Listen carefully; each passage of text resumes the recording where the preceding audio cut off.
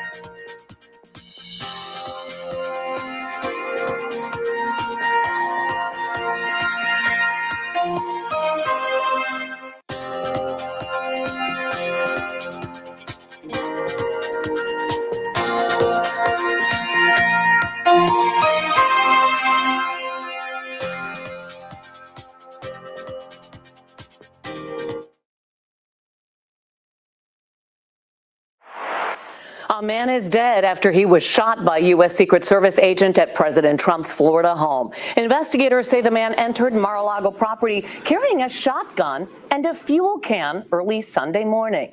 The president and first lady were at the White House in Washington, D.C. at the time of the shooting. Investigators identify the man killed as 21-year-old Austin Martin. The FBI said his family had recently reported him missing. Investigators have not identified a motive. Investigators in the Nancy Guthrie case are hoping science can help them out. The 84-year-old mother of Today co-host Savannah Guthrie has been missing now for more than 3 weeks. Investigators have said some DNA was found at the home in Tucson, Arizona that does not belong to her. Investigators hope the samples will be submitted for investigative genetic genealogy, which could help narrow down a suspect. A genetic genealogist helped solve the case of the Golden State Killer in 2018 using the technique. Mexican leaders are warning people to stay home today after widespread violence erupted following the Army's killing of the leader of the Jalisco New Generation cartel. The cartel leader, known as El Mencho, was killed during a shootout with the military who were trying to capture him. U.S. leaders say he was known for trafficking fentanyl, meth, and cocaine into the country. Cartel members responded with violence across the country, blocking roads and setting fire to vehicles. One American tourist said it was something he hasn't seen in Mexico. It was really scary. We've been coming down here for almost 20 years, and we've always told people to come down and check it out because you always feel safe here. We've never, ever not felt safe. And today was the first day as we left the hotel to go have breakfast and saw all the craziness going on and the violence and the smoke that we were actually terrified. President Claudia Sheinbaum urged people to stay calm and says they have cleared most of the more than 250 cartel roadblocks. The White House confirmed the U.S. provided intelligence support for the operation to capture the cartel leader. Airlines have canceled thousands of flights as a winter storm is hitting the Northeast. The National Weather Service said 1 to 2 feet of snow was possible in many areas around New York and New Jersey. New York City Mayor Zohran Mamdani has banned non-emergency travel on all streets through noon today. More than 3,500 flights were canceled across the country Sunday, and more than 5,000 been canceled already today. That includes flights out of Louisville to the East Coast. You can see the board right here. So a lot of flight cancellations to New York, Washington, D.C., and Philadelphia. And now it's the same system that's impacting us right now. Yeah, and just seeing flurries for us, we're pretty lucky here. Yeah, we're very lucky here with just the minimal impact we're getting. But this is the view from the top of the Statue of Liberty. And looking down from this Earth camera, you can certainly see how the wind is blowing that snow around. Certainly a lot better visibility right now than what they were seeing earlier this morning. I have been watching this camera for a couple of hours now, and they're already trying to clear out some of the areas around the statue this morning. So going to be keeping an eye on this and the impacts that they were going to be dealing with towards the Northeast because of this low. But notice all of the clouds, the moisture, and that light snow wrapping around it all the way towards us here in Wave Country. We are dealing with these additional light snow showers and flurries flying anywhere from North Vernon, a little bit more so towards Salem and Borden. I've noticed that it has picked up a bit in the past 20 minutes. Also seeing some more of that light snow and flurries from Trimble County into parts of Oldham County and the eastern half of the metro getting in on those flurries flying to start off the day. Then from Fern Creek to Springfield, seeing much of the same. So not as heavy, the light snow and the flurries that we were dealing with towards Simpsonville. Still seeing them, though, showing up there on that particular SkyTrack camera. Your temperatures right now in the upper teens and the low 20s, but feeling like the single digits to start off the day. So with those single digit wind chills, that's what you want to dress for. That's what you want to be prepared for. The wind has calmed down a bit, but we're still seeing some of these wind gusts near 15 to 20 miles per hour across the region. And we're going to keep the wind gusts in that 15 to 25 mile per hour range through the rest of the morning and into the afternoon. That is why your actual highs will be in the upper 20s and the low 30s for this afternoon as we keep the clouds overhead, but wind chills will remain in the teens. With the clouds overhead, some flurries will still be possible as well. Here is your 10-day getting into tomorrow morning. Another cold one, but will be well above freezing heading into your Tuesday afternoon. 50s and windy on Wednesday. Then here comes our next big weather maker. This will be the system bringing some more of that rain back into our forecast for Wednesday night into your Thursday, and this one does look to be mainly rain in our forecast. Now, this moves out Thursday night into Friday morning, and keep in mind, for those of you across Kentucky, you have a better chance to see some of those higher rainfall totals. Now, looking into the weekend, things are quiet with highs returning to the 50s and 60s, but as we get into next week, a more substantial system could bring some active weather back into our forecast. We're talking about that chance for rain and snow returning to start next week. Ladies. Thank you. Rowan County Schools will pay $3 million in a sexual abuse lawsuit filed on behalf of a high school athlete. Alyssa Williams talked to the victim's attorneys about what makes this ruling significant. It's what attorneys are calling the largest settlement amount of its kind ever awarded in Kentucky. We didn't go and set out to, have some number in mind or have a case that would be the highest amount. But we knew historically from information that our office has gathered from court records, from other attorneys, other news agencies, that these cases have resolved for pennies, very small amounts of money for families. A $3 million settlement is coming out of the legal battle between a former Rowan County student and the school district. John Holland and Jonathan Fannin are representing the victim. They filed a lawsuit in 2023 following years of alleged grooming and sexual abuse the student's attorneys say she experienced at the hands of her soccer coach, Andrew Zahari. We wanted to set a new precedent in Kentucky. If you're going to abuse children in Kentucky, if your school system is going to allow sexual abuse to occur in Kentucky, the price went up on these cases because of this case. Holland says their client's goal was to also be a voice for other students. Her telling her story and her having the courage, the braveness to push this case to where we did, it was always about other people. She truly cares about this not happening ever again, not just in Rowan County, but in Kentucky and beyond. The settlement amount, the notoriety of the case, we hope sincerely that it changes the precedent on these cases going forward. And for her, that's justice. That former high school student is now a college junior, and Zahari is serving 22 years in prison on federal child pornography charges. Rowan County Schools says its attorneys would conduct training this fall about the responsibility school employees have to abstain from this behavior and report such behavior to the appropriate authorities. High schoolers in southern Indiana have begun to raise awareness about those who struggle with hunger. Our Lady of Providence High School in Clarksville hosted their Empty Bowls event. Students gave visitors free meals and a ceramic bowl made by people in art class. They were encouraged to donate to food banks. And the meals were simple. Just soup and bread. One student says that was intentional.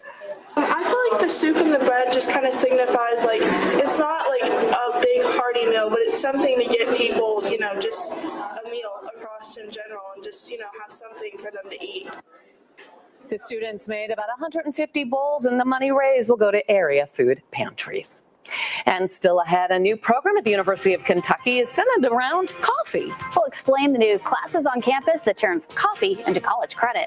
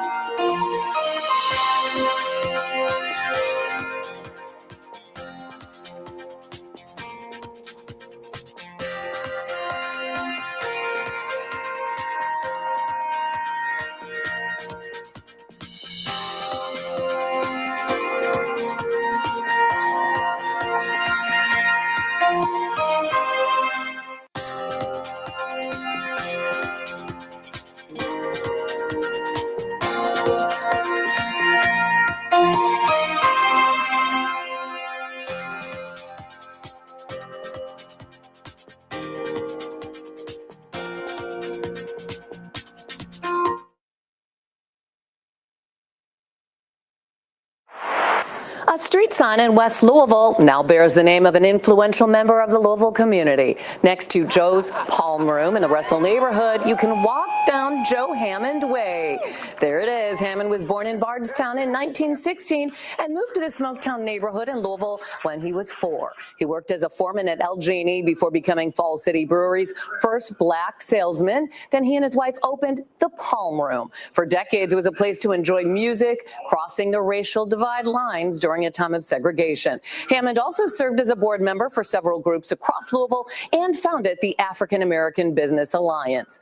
The new street sign is right there in the corner of 18th and Jefferson Streets. It's been recognized multiple times as a top 10 beer festival by USA Today and its 10 Best Reader's Choice Awards. Tailspin Ale Fest is set to return to Bowman Field soon. The festival features more than 250 local, regional, and national craft beers, and it sells out every year. That's why organizers encourage people to purchase their tickets in advance. Festival highlights include a cider and sour bar, Cox's Cigar Lounge, and Bourbon Barrel Bar, along with Drake's Silent Disco, planes that you can check out there, and so much more. The festival will return March 7th for its 13th year, and you can still purchase tickets on their website.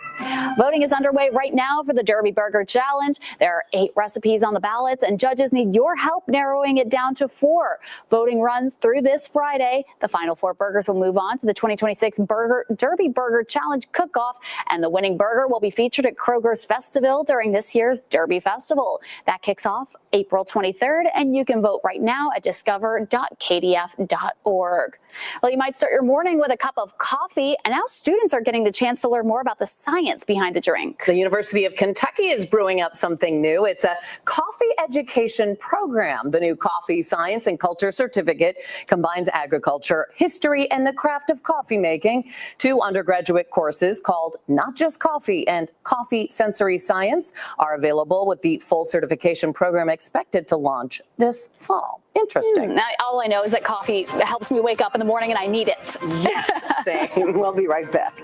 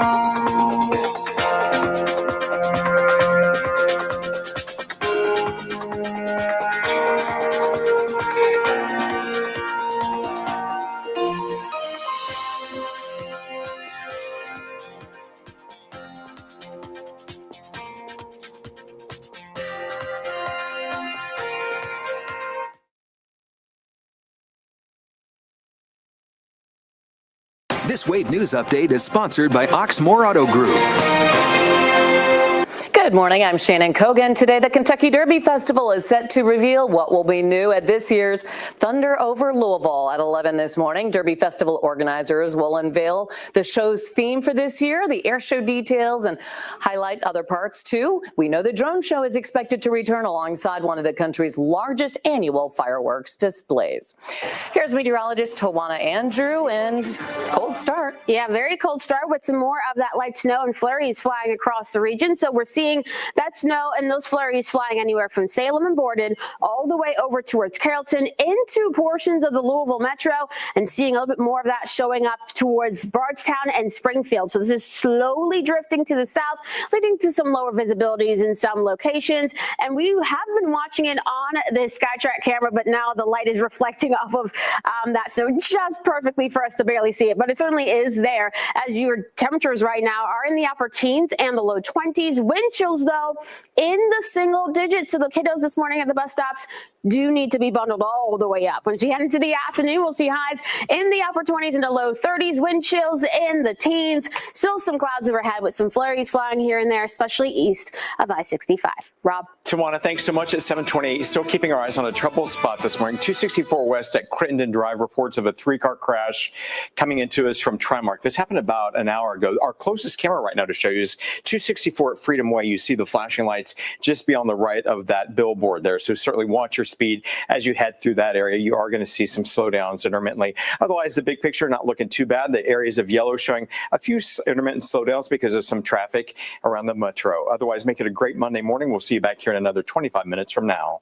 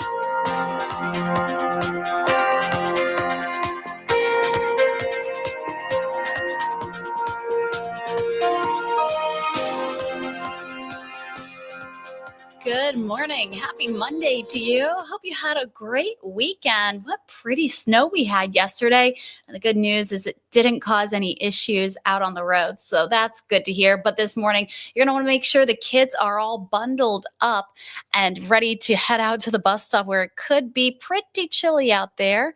There we go. Kind of adjusting the graphics. Okay, everything is still waking up. It is a Monday, like we said. So even our system taking a minute here.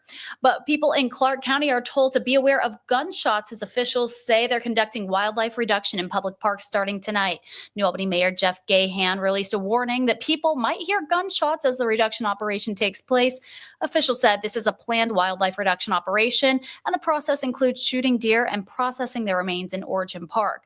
The operation is set to take place tonight and end in the night hours on Friday, and it may require some roads to close for public safety. Spencer County Public School Superintendent Willie Foster shared more information about the steps his district is taking to reset the school budget. The plan comes after the community learned Foster plans to ask school board members to approve a one-year freeze on scheduled pay increases for district employees. Superintendent Foster says he's gotten strong feedback from school staff on the proposal, and the district will adjust accordingly. He said every option is on the table to reset the school budget, and the district has already taken steps to review and adjust budget items with the intent to complete a full budget reset. He said the district did not purchase any new buses this year, and it suspended Chromebook replacements, along with a proposal to cut central office staffing. Proposals will be shared at Tuesday's meeting. Well, maybe you watched this over the weekend. An HBO documentary has been released about a high-profile murder case involving a love triangle, drugs, and a body buried in a basement right here in Louisville. The crime scene where it all went down 16 years ago is now back in the spotlight. Murder in Glitterball City is a two-part HBO documentary, and it's drawing a wave of visitors to the old Louisville neighborhood. The two-part documentary chronicles the 2009 murder of James Carroll. His body was found in a plastic storage container buried in the basement of a home off 4th Street. The house was shared by Jeffrey Munt and Joseph Banis, each of whom blamed each other for the Carroll's death. Neighbors say there's more foot traffic outside of the house from people who just want to walk by and see it. But neighbors we talked to don't want their neighborhood to be known for this. People aren't going to want to interact with each other, and keep your head down and just keep walking from fear that I don't want to talk about this again. The documentary was released last Thursday. Banis is serving a life sentence at the Lee Adjustment Center in Beattyville, Kentucky. Munt was released from prison in August of 2014 after serving half of his 8-year sentence. A yearly tradition continued as hundreds of people dove into freezing water to support a good cause. Take a look. The Special Olympics Kentucky held their annual polar plunge. A big crowd lined up in all kinds of costumes to jump into the icy waters at main event in Louisville. When the swimmers started, the air temperature was just 35 degrees, and the water wasn't much warmer than that. Every dollar raised will go to sports training and competitions for children and adults with intellectual disabilities. Makes me feel great. I mean, it's a good, great cause to be a part of, and it's absolutely packed, so it's fun to see. And just always enjoy seeing people do good things for our community. The event raised more than $180,000 for the organization. A great turnout there. Indiana veterans groups and fraternal organizations are turning to e-tab machines for new revenue. Barbara Bellinger explains how the devices could help charities across the Hoosier State. I think it's been a very good response. More and more people are coming in now and starting to play them. So that's bringing our revenue in.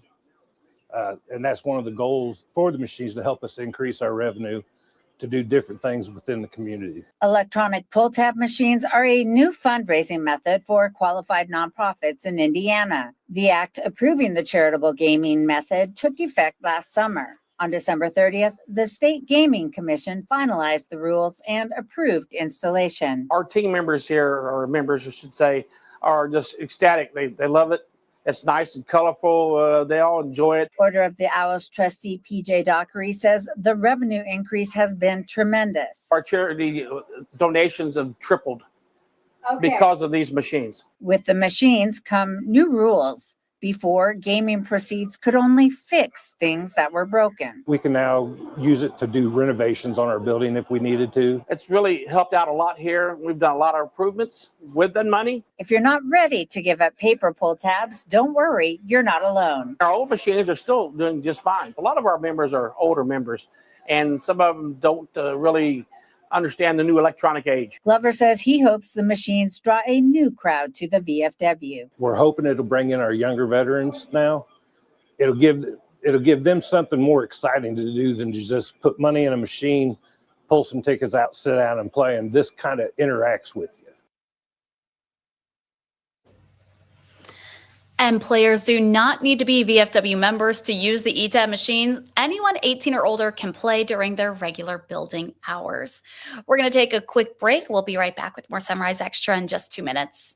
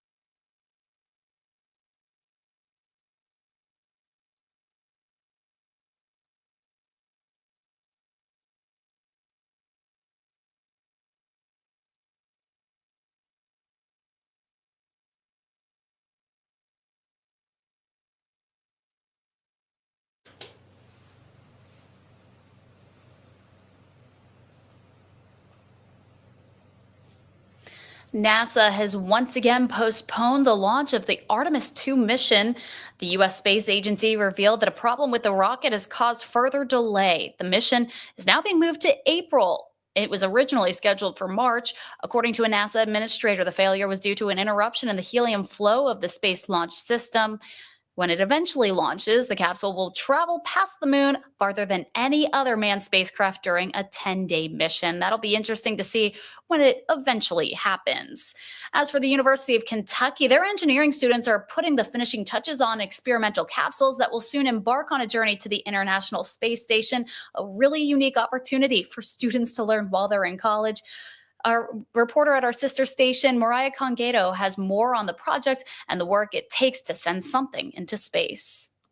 It's very rare for students in aerospace to be able to work on something that will actually become a flight article. When you look at this table, you see a lot of different shapes, sizes, and material, but they will all be sent up into space for the same mission. We're sending them to the ISS so that they can return, take data on thermal protection system and other things. Dr. Alexander Martin at UK says students have the unique opportunity to help NASA test new materials on what are called heat shields. We're going to measure some stability of the capsule. There's shapes that we're unsure if they can go through all the entry, descent, landing phase and stay stable. Heat shields are designed to protect a spacecraft from being burnt or overheated by dissipating, reflecting, and or absorbing heat. All the astronauts have to do, they have to make sure they're still intact. They have to pull the tab, they activate the capsule. At that point, the capsule becomes dormant. The capsules have special thermal protection and various instruments inside so they can take data when they're released by the astronauts. Eventually, they'll land in the ocean and be picked up for the research team. It's like a dream come true, honestly. Students Eric Adams and Alexander Barrera say working on space hardware is very precise. There's a lot of systems engineering that goes on. So there's mechanical design, of course, but there's a lot of safety regulations. This project has taken about a year to complete. I talk to people about what I do, and all the time people are like, you're kidding, right? I'm like, no, really, we're building things that go into space. Some of the students will get to go to NASA for the launch called the CRAPE 3 mission on April 1st. Mariah Congato, WKYT.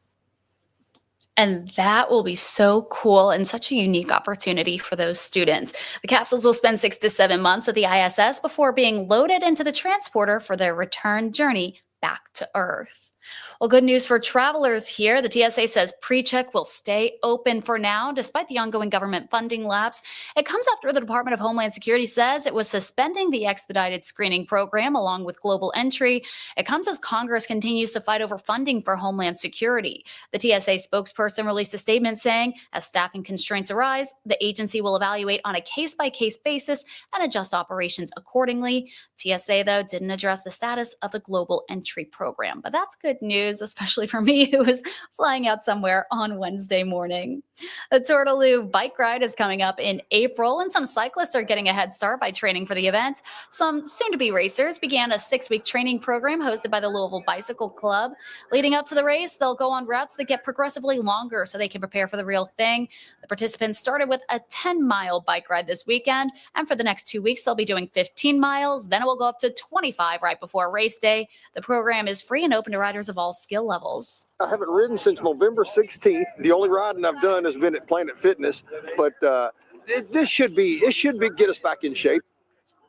Training sessions will be every Sunday leading up to the big race itself, and you can sign up at kdf.org/Tortaloo. Really cold out there, but hey, I guess they're getting that blood moving, and I'm sure that warms them up. Protecting children online is a big part of internet safety, and new data is shining a light on how predators are trying to contact kids online. In this Watching Your Wallet, consumer investigator Carice Jackman spoke with lawmakers and advocates about what the new numbers show and practical steps parents can take. I don't think there's a more heinous crime than the sex trafficking of children. Georgia Democratic Senator Jon Ossoff helped lead the Bipartisan Reports Act, a law that requires certain online platforms to report suspected child sex trafficking and online enticement to the National Center for Missing and Exploited Children, or NCMEC, which operates the cyber tip line. I know every parent across the country, frankly, is terrified about what can happen to kids on the internet. Ossoff says the law triggered a spike in reports to the tip line. by requiring tech companies to report evidence of child trafficking has resulted in a nearly 1,000% increase in reports to the tip line of evidence of child sex trafficking. That empowers law enforcement to go after those who would traffic children. NCMEC also tracks online enticement when someone tries to lure a child online into sexual acts. NCMEC says those reports jumped 77% in a recent 6-month comparison. Yoda Soros serves as Chief Legal Officer at NCMEC. But what the Report Act really did is it actualized what our team knew was happening online. So now we are actually getting that information. We're getting that vital analytical information. What tips or recommendations would you encourage parents to know about? If anything makes them uncomfortable, if they feel like somebody is interacting with them online, if they said or did something online that they now regret or feel uncomfortable with, but the child knowing that they can come to an adult, that they can get help. We all need to collectively be able to protect children from this. With this Watching Your Wallet, I'm Carice Jackman. And lawmakers have also moved a separate measure aimed at improving how the federal government coordinates anti-trafficking work, including between the Department of Justice and HHS, to make a cyber tip report. You can go through NCMEC's website. We're going to take a quick break and we'll be right back with more of your sports headlines in just 2 minutes.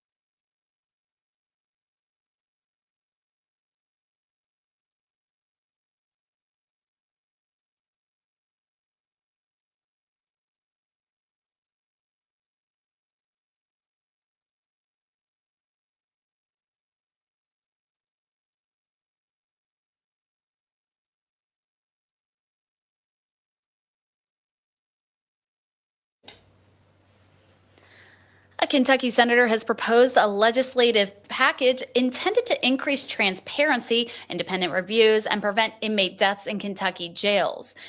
It comes after a man died following an altercation with law enforcement officers in the Madison County Detention Center. Madison Porter breaks down what the new bills would do. Senator Couture Herron's legislative packet includes 2 bills and 1 resolution. One bill expands medical examinations to include deaths that happen between the arrest and the booking. The other forms a detainee fatality review panel, and the resolution creates a mental health model task force. Herron says data helps identify patterns, which can help fix systematic problems. Policy is very important. Data is very important.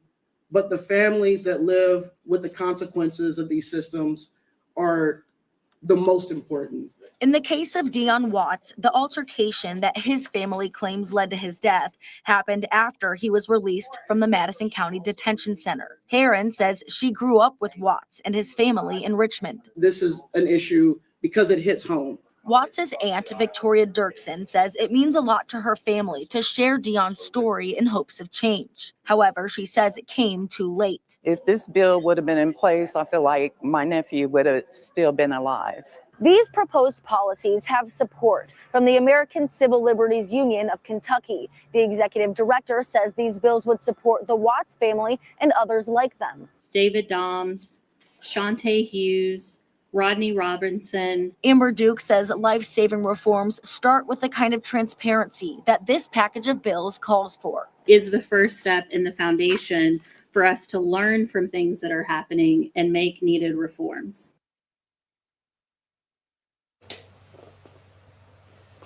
In a previous statement to our sister station, WKYT, the Madison County jailer said he's committed to transparency and accountability. The Richmond police chief also said he's waiting for KSP's report to make a comment on Watts' death. The Streetery was packed over the weekend as a big crowd gathered to celebrate the Lunar New Year.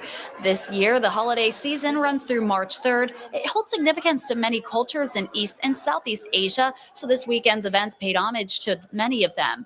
There was Chinese lion dancing, a Japanese drum performance, and Vietnamese fan dancers, just to name a few. I think it's just important to be able to show support for the Asia community in this area anyway. With as much diversity as we have in this city, it's important to be able to expose yourself to as many cultures as possible. Now, you've probably heard people say that this year is the year of the horse. That's the Chinese zodiac sign this year. So people born under this sign are often described as confident, hardworking, and spirited leaders. Well, as many people are waking up brushing their teeth, some students at JCPS will also be doing the same. That's because they will be focusing on the importance of dental health and proper cleaning techniques. So this morning, students will participate in what they call the Great Brush Off. The event will kick off with a demonstration of proper brushing techniques as JCPS emphasizes the importance of dental health. Each student will receive a gift bag of dental supplies, and the entire assembly will take part in a brush off, showing off what they've learned by properly brushing their teeth. And I'm sure those kids will go home and tell their parents exactly what they've learned too. Notre Dame campus police are hoping that a new game will improve their relationship with students. They've made trading cards that feature all 4 of their K-9 officers. The idea is that students will see the K-9s working, come up for the card, and then form a relationship with the department while talking to the human officer. Right now, the deck includes 2 dogs trained to detect guns and bombs, and the others act as emotional support animals. I'm sure those statistics that they have on those cards are very impressive. But speaking of statistics, we've got to get into some basketball action because we saw plenty of great women's action yesterday and some nail biters. So U of L women were back in action taking on Virginia at home. Jeff Walls and his team looking for their 4th straight win. They have been great this season. It was a tight one up until the very end. It was basically as if Georgia Tech was leading the entire game, but U of L just couldn't hold on to it. Actually, it doesn't look like, oh wait, no, they're playing Georgia Tech next. Here we are facing off against Virginia. So this one came down to the very end of it. They couldn't come back. A missed layup with 4 seconds left of the game and a failed 3-point attempt sealed the Cards' fate. The Cards upset at home. They went on to fall this one 74-72. So up next, Louisville will travel to Georgia Tech on Thursday. Taking a look at the Cats, they were hoping to pull off the upset in Nashville against Vanderbilt. The Commodores came into this game ranked 5th in the country. It was back and forth until the final minute, though. The Cats and Vandy traded the lead, but in the final seconds, the ball got away from Kentucky. Vandy able to hold on. Cats lose in a heartbreaker. They were hoping for the upset, but just couldn't do it. That final score, 81-79. Kentucky travels to Auburn next on Thursday. In Bloomington, IU welcomed Oregon to Assembly Hall. This one also tight. In the 4th, when Indiana hit a barrage of 3-pointers to take the lead and down the Ducks, Hoosiers win it 72-65. So up next for IU, they'll travel to Rutgers on Wednesday. It was a great day to just sit around and watch sports all day yesterday. I will tell you, starting with that U.S.-Canada hockey game and then ending with some women's college basketball. That's all the time we have here for Sunrise Extra. I hope you have a great Monday. Bundle up, and we'll see you back here tomorrow.